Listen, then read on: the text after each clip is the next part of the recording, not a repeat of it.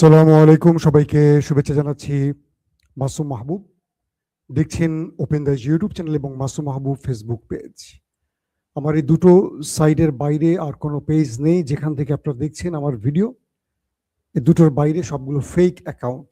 আবারও বলছি, আপনারা ফেক অ্যাকাউন্টে ঢুকে আমাকে কোনো কারণে দোষারোপ করবেন না। আমি দেখছি আমার পেজের বা আমার ছবি দিয়ে প্রচুর ফেক আইডি তৈরি হয়ে গেছে।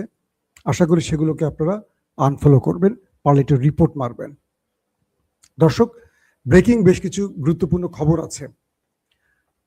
যে মুসলিম জাতি অনৈক্যের বেড়াজালে আটকে ছিল, কেন যেন মনে হচ্ছে ইসরায়েল আমেরিকা মুসলিম জাতিকে এক করে ফেলছে, আরবকেও এক করে ফেলছে এমনটি বলা হচ্ছে, সেটা ব্যাখ্যা দেব। পাশাপাশি হিজবুল্লাহ কঠিন ধোলাই চালাচ্ছে নেতাকাকুর বাড়িতে।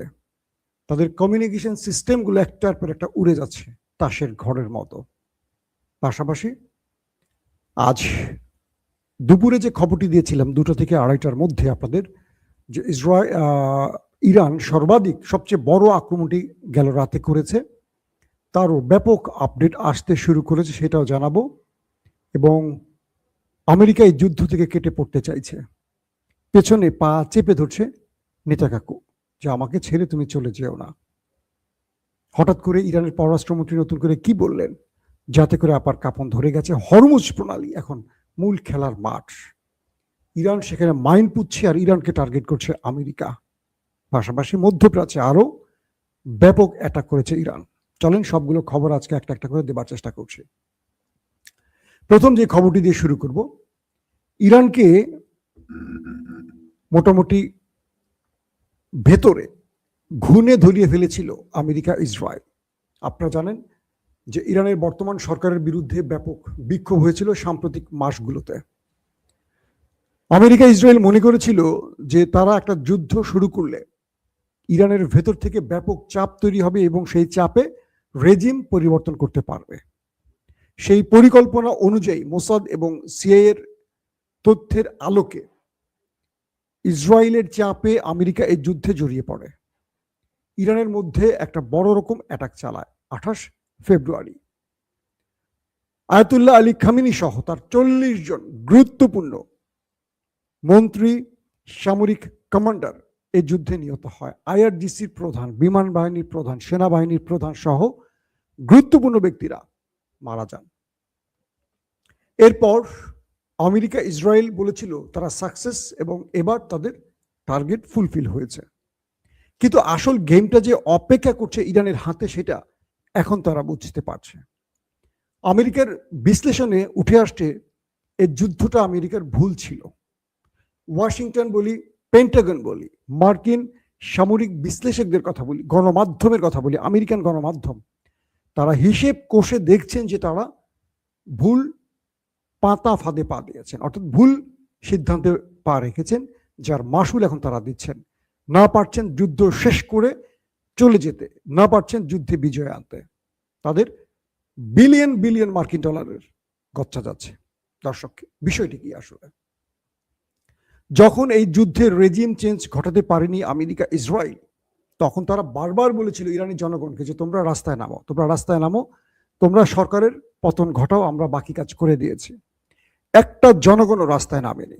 তার কারণ জনগণ বুঝে গেছে যে ওরা আসলে রেজিম চেঞ্জ না, ওরা আমাদের দেশটাকে ধ্বংস করে তেল গ্যাস চুরি করতে আসছে। তো জনগণ যখন বুঝে গেছে, তখন জনগণ আর রাস্তায় নামেনি, বরং খোমেনির জন্য পুরো রাষ্ট্র শোকে আচ্ছন্ন হয়ে পড়েছে। পরবর্তীতে ইরানের মধ্যে শিয়া সুন্নি দ্বন্দ্বের চেষ্টা করা হয়েছে, কারণ ইরানে ব্যাপক শিয়া অধ্যুষিত রাষ্ট্র, সেখানে কিন্তু সুন্নিরাও আছে কোটি কোটি, প্রায় 9 কোটি মানুষ ইরানে, বিশাল সংখ্যক সুন্নিরাও রয়েছে। আমেরিকা ইসরায়েল চেয়েছিল সুন্নিদের শিয়াদের বিরুদ্ধে লাগিয়ে একটা যুদ্ধ শুরু করতে। শিয়া সুন্নি এক হয়ে গেছে। যে ইরানের মধ্যে সরকার বিরোধী মনোভাবের হাজার হাজার না লাখ লাখ মানুষ ছিল, তারা বুঝে গেছে যে তাদের উপর শত্রুরা কি প্ল্যান করে আসছিল। তাদের সকল ভুল ভেঙে গেছে, তারা এখন ঐক্যবদ্ধ হয়ে গেছে। ইরানের মধ্যে যেন এখন সব এক কাতারে চলে আসছে। যখন আমেরিকা ইসরায়েল বোম্বিং করছে ইরানে, তখন মানুষ রাজপথে দাঁড়িয়ে স্লোগান তুলছে মার্কিন বিরোধী। কেউ পালিয়ে যাচ্ছে না, বোমের আওয়াজও যাচ্ছে না। গত রাতে এমন একটি ভিডিও সোশ্যাল মিডিয়ায় ভাইরাল হয়েছে, সেখানে আয়াতুল্লাহ আলী খামেনির ছেলে মুস্তফা খামেনিকে বরণ করা একটা অনুষ্ঠান, তার আশেপাশে বিমান থেকে বোম্বিং করা হচ্ছিল, একটা জনগণ যায়নি, বরং নারায়ে তাকবীর আল্লাহু আকবার স্লোগান তুলেছে। এই দৃশ্যগুলো দেখে শত্রুর বুকে কাঁপন ধরে গেছে। এরপর তাদের চেষ্টা ছিল আরবের মধ্যে একটা অনৈক্য সৃষ্টি করা, অর্থাৎ ইরানের বিরুদ্ধে আরবকে লাগিয়ে দেয়া এই যুদ্ধে। সেই জন্য কিছু ফলস ফ্ল্যাগ অপারেশনও করেছিল শত্রুরা, কিন্তু আরবরা এখন পর্যন্ত অটুট আছে তারা এক সিদ্ধান্তে যে তারা ইরানের বিরুদ্ধে লড়াই করবে না। তারা ইরানের বিরুদ্ধে বক্তব্য দিচ্ছে, কিন্তু সামরিক অভিযান চালাতে রাজি হচ্ছে না।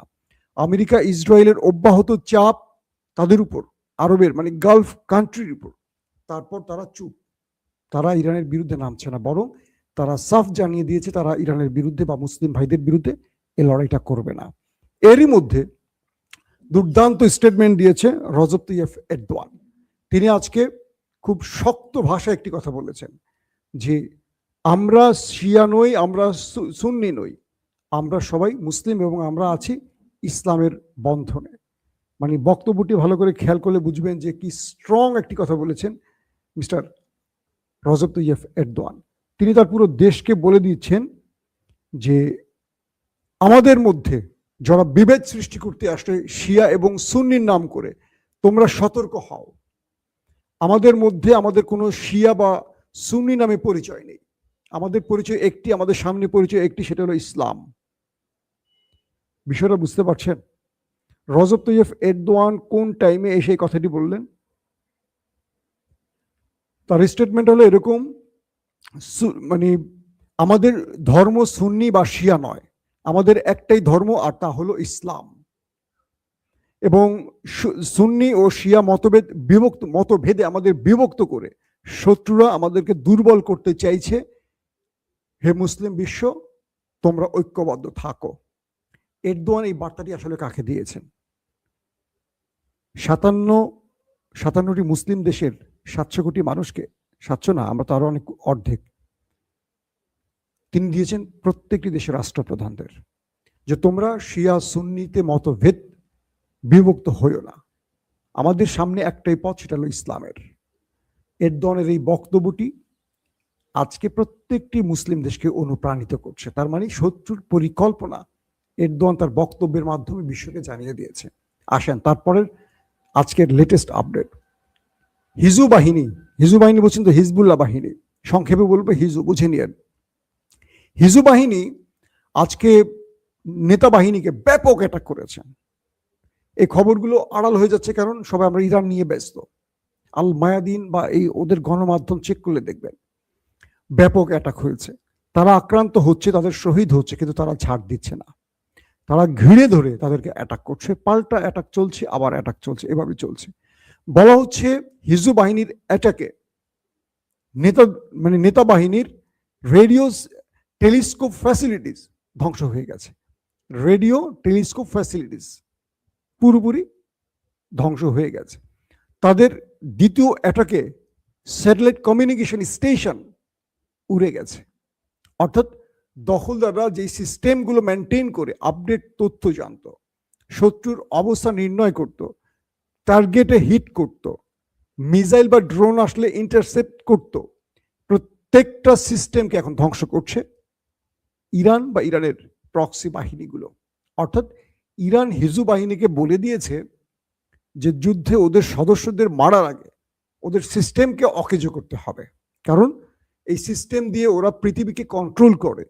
ওরা ঘরে বসে সুইচ টিপ দিয়ে আয়রন ডোম বা থার্ড বা প্যাট্রিয়ট দিয়ে আমাদের মিসাইল ধ্বংস করে, কিন্তু ওদের এই সিস্টেম অকেজো করলে, ওদের অন্ধ করে দিলে ওরা আর কিচ্ছু করতে পারবে না।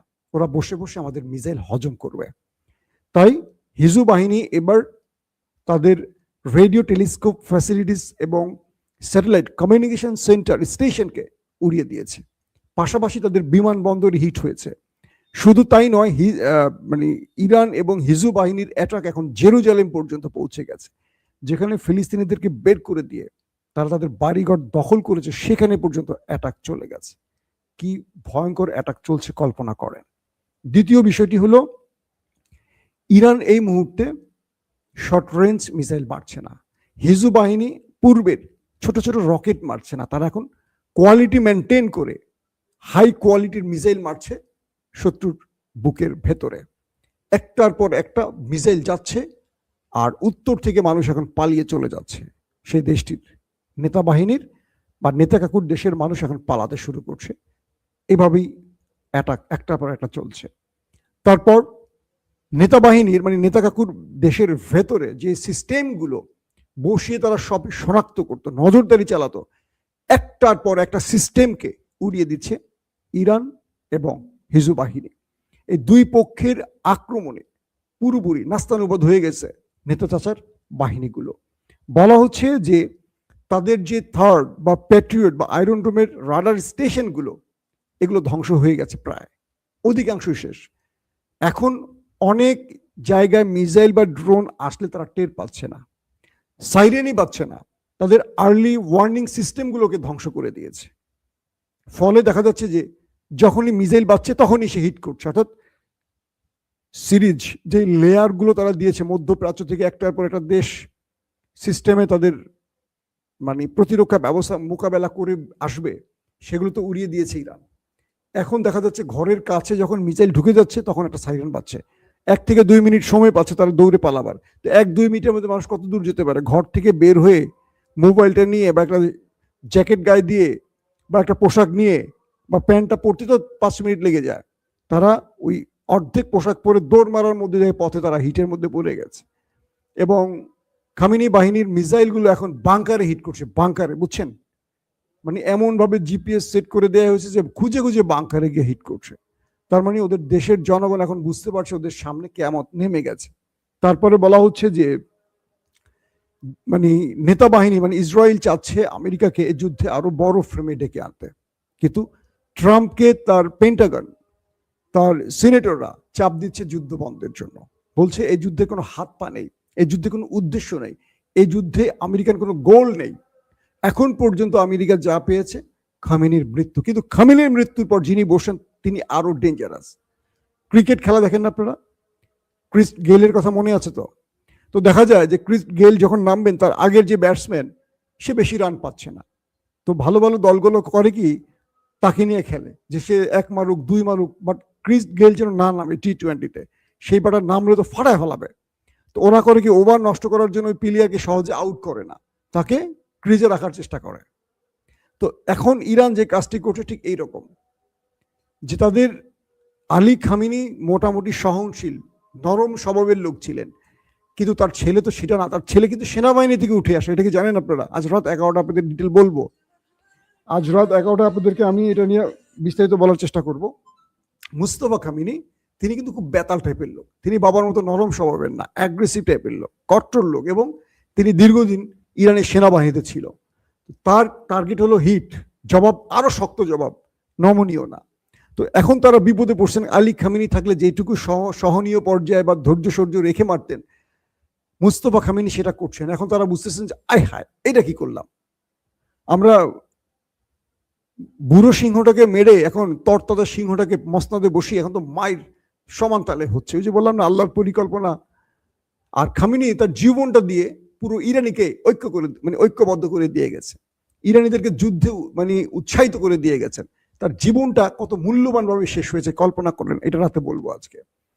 তারপরের গুরুত্বপূর্ণ খবর কি, আমেরিকা ঘোষণা দিয়েছিল তারা হরমুজ প্রণালী দখলে নেবে, ইরানকে কোনোভাবে কন্ট্রোল করতে দেবে না।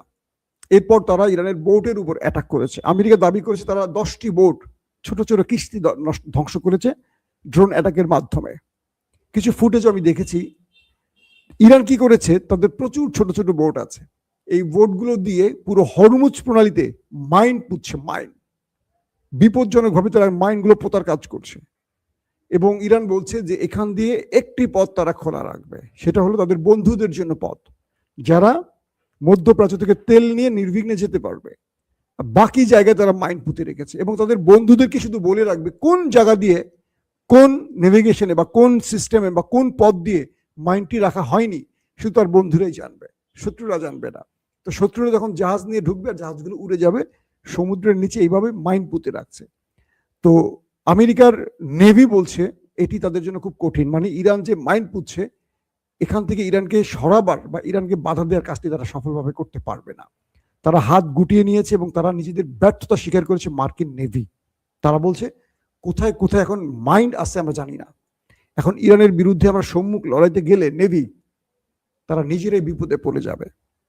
কিন্তু পুরো পৃথিবী এখন আমেরিকার দিকে তাকিয়ে আছে, কারণ জ্বালানি ফুরিয়ে আসছে অনেক দেশের, দাম বেড়ে গেছে, $200 উপর চলে গেছে ব্যারেল। পুরো চাপ এখন মার্কিন যুক্তরাষ্ট্রের উপর, কারণ একটা শান্তিপূর্ণ পরিবেশের মধ্যে এই যুদ্ধটা আমেরিকা শুরু করেছে। এখন আমেরিকা কাউকে এই যুদ্ধের ব্যাপারে ব্যাখ্যাও দিতে পারছে না, কারণ কোনো রেজাল্ট নাই, কারণ ইরান এমন কিছু করে নাই তার বিরুদ্ধে ওই সময়টা যুদ্ধ জরুরি ছিল। এখন হরমুজ প্রণালী ইরানের মূল তুরুপের তাস।